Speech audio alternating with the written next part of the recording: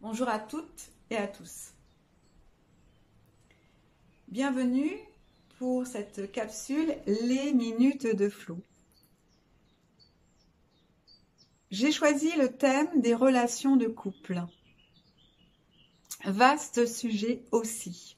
Je rencontre en ce moment des femmes qui sont désespérées, qui sont épuisées, saturées de leur relation de couple après 20 ans, 30 ans de mariage où elles se sont éloignées de leurs compagnons, époux, partenaires et sont attristées de ce constat.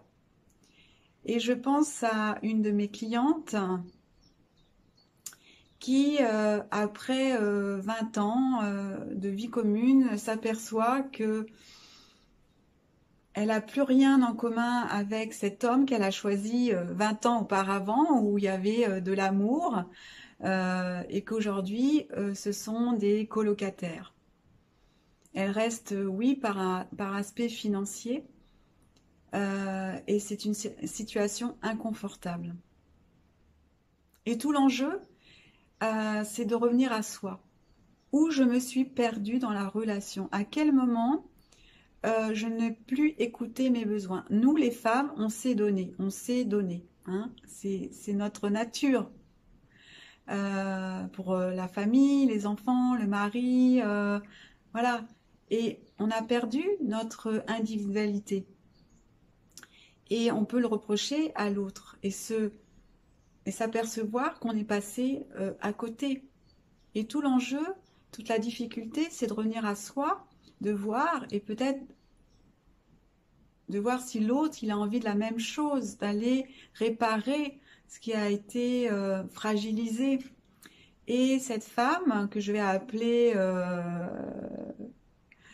Ludivine, pour pas la nommer, elle a ce constat actuellement que ce mari lui reproche beaucoup de choses, que tous les torts sont sur elle et que c'est elle qui a un problème. Alors ça ne marche pas comme ça. C'est 50-50. On dit que l'équation, c'est 1 plus 1 égale 3. Deux individus qui nourrissent une relation. Et on ne peut pas reporter tous les torts sur l'autre. C'est un équilibre. On est responsable à 50% de son bout. 100%. Et reporter la faute sur l'autre, c'est l'enfant. L'enfant blessé qui dit que un parent n'est pas à la hauteur, ne sait pas répondre à ses besoins, etc. D'où la difficulté pour cette femme de trouver de la communication, de pouvoir échanger avec cet homme qui lui reproche toutes les difficultés du couple. Alors elle est bien embêtée avec cette situation, elle ne voit pas de solution à part celle de regarder ce qu'elle ne voit pas chez l'autre, chez elle, pardon, qui est devant d'elle, puisque cette colère, ces reproches, c'est une partie d'elle qu'elle n'a pas accès.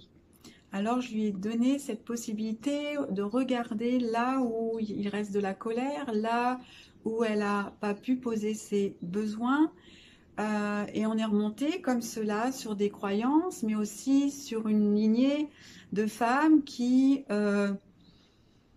et je pense que c'est aussi une croyance collective, c'est un schéma collectif que nous portons toutes plus ou moins, que la femme, elle est soumise à l'homme, voilà, c'est là depuis la nuit des temps quand même, et que elle est représentée sous deux aspects, soit la servante, soit la prostituée. Alors on n'a pas beaucoup de possibilités entre, où on est soumise en tant que servante, soumise en tant que prostituée, puisqu'on ne peut pas dire que c'est des femmes libres.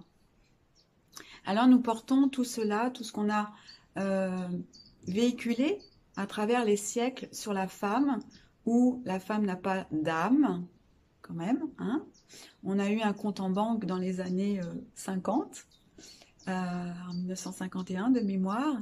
Donc, nous portons tout cela. Et aujourd'hui, l'invitation, c'est d'arrêter cela, de ne pas émettre encore ces croyances, ces schémas, ne surtout pas les transmettre aux générations futures, des femmes, mais des hommes dans leur attitude vis-à-vis des femmes. Il y a tout un enjeu pour les mères d'éduquer leurs enfants, mais surtout les garçons, à voir la femme autrement, comme son partenaire, d'égal à égal. Voilà, et donc cette femme, elle a pu voir ce qui venait toucher son âme dans les comportements, le manque de communication avec son compagnon. Et prendre les décisions en conséquence. Et se reconnaître, dire sa vérité. Alors, mesdames, je vous invite à revoir votre position au sein du couple, au sein de votre vie. Qu'est-ce qui est là? Qu'est-ce que vous avez besoin?